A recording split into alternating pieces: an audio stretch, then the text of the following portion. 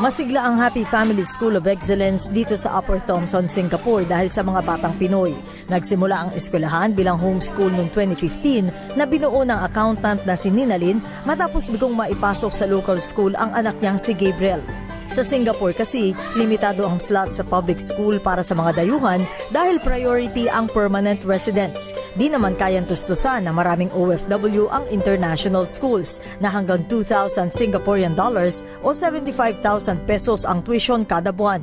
Nagsimula si Ninalyn na sina Gabriel at kaibigan si Keisha lang ang estudyante. Nag-create kasi ako ng happy parenting group para at least like to support group po ba na sa mga Filipino parent. Sinabi ko sa kanila yung, ganito, we can do this. Ngayon hanggang grade 3 na ang itinuturo sa eskwelahan. May higit 70 estudyante, 6 na guro na ang 2 ay Singaporean at kumpleto ang pasilidad. Bukod sa science, math at English, nagtuturo rin sila ng Filipino para di malimutan ng mga bata ang sariling wika. Ang tuition, 500 Singaporean dollars kada buwan lang.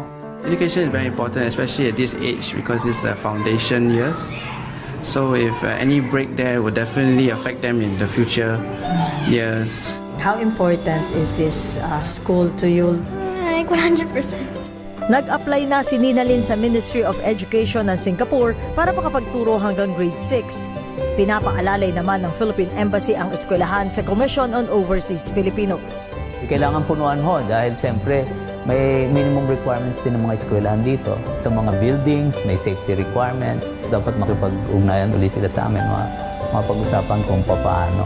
Yung goal kasi ng Happy Family is for them to be together regardless of the problems, the challenges. Nag-iikot na rin ang Department of Education sa iba't ibang bansa para matulungan ng Filipino schools pero batid ng DepEd na mas matindi ang problema ng mga isinamang anak ng undocumented OFWs na hindi makapag-aral dahil walang dokumento. There are more and more of these young people who go abroad and come back radicalized and with totally different perspectives about our system. Kasama rin sa mga inaayos ng DepEd ang pagbubukas ng alternative learning system sa mga migranteng Pinoy na di nakapag-aral o undergraduate.